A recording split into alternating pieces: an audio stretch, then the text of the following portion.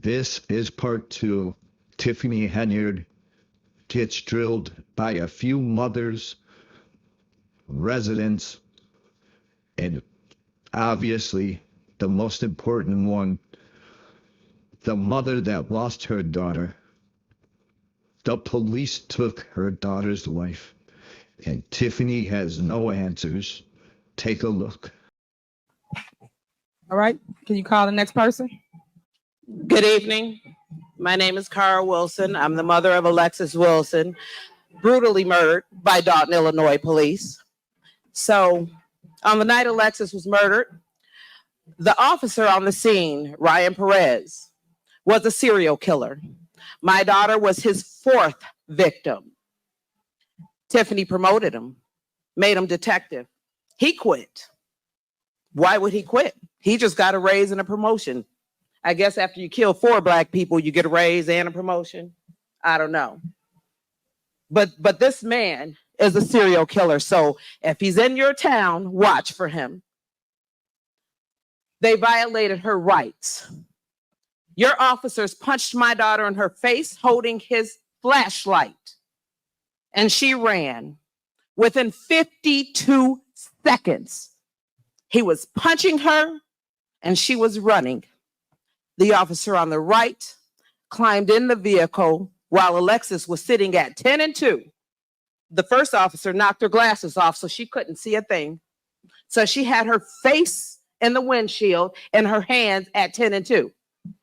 As she hit that corner 4 seconds after being punched, 4 seconds, she saw the guy sitting, the officer in the right side. She starts screaming. This is on the body cam you haven't released yet. Release the full body cam to the public. As she began to turn, she saw that officer in her vehicle and she started screaming. And that man put 2 bullets in her head and 5 down her side because her arms were still at 10 and 2.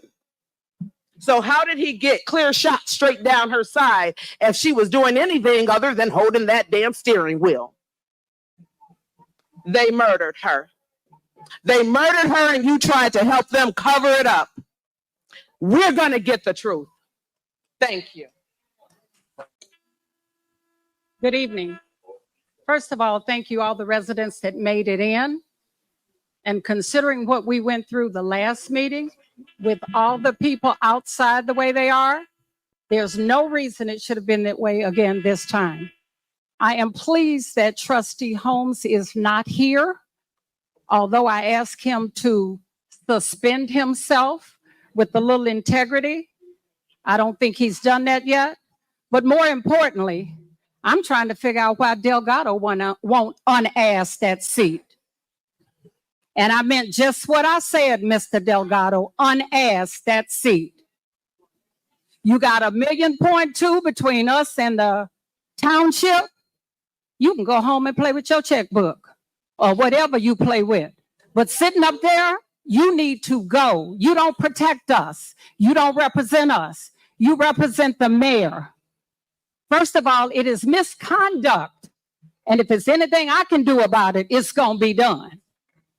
You represent the mayor against the people's trustees.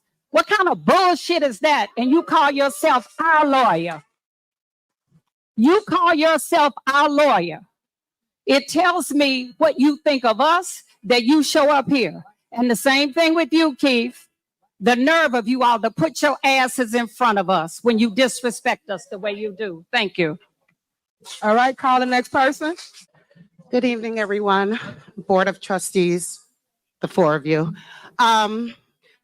Again, Mayor, I don't know why you do the same things and expect something different. I mean, here you are, once again, you knew the demand for people to be here at the meeting today, a public meeting, and once again, you lock people out. You're restricting their First Amendment right, and I don't know why you keep doing the same thing. I'm flabbergasted. Also, I've been wanting to say this because you've always said, let me educate y'all. Let me educate y'all. You know, and it's insulting. I mean, what are your credentials? You don't have the wherewithal to educate a preschooler, and you're trying to educate us who have degrees and other things. I mean, it is insane. Please retire that phrase. It's egregious at this point. Let me educate y'all. I don't understand it. And then, you're always saying, fake news, they hating on me, fake news. We're like, I mean, why would anyone just want to hate on the mayor? I mean, you have to give them a reason to want to hate you, and you've given everyone several. You're not accountable. You don't respect people that have a different opinion or opinion that goes against yours. You're not qualified at this point. You're not qualified for that seat for various reasons. We're not even going to talk about like the grammar. I mean, that's embarrassing. It's absolutely embarrassing.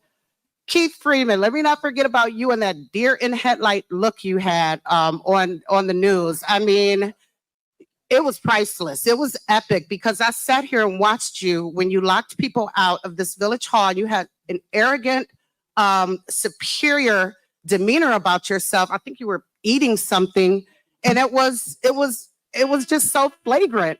And so it served you right to be in the position that you were. And I hope you get everything that's coming to you. Chief Lacey, you're bogus. I saw the whole live with Jedediah. You literally concocted a story, and you went and you made a report based on your imagination, basically, because what you said did not happen. He was live, and people were watching live. So, like, I don't know. I mean, I can't understand why you would just so blatantly, knowing your position, knowing the oath that you're sworn to, disrespect a citizen for no reason, really. I mean, other than a personal reason. You didn't have a legal reason. So that's my point. So, it's just a matter of time. Time is ticking. People are waiting, and people are going to celebrate. I'm going to be right there. So anyway, have a good night, everyone.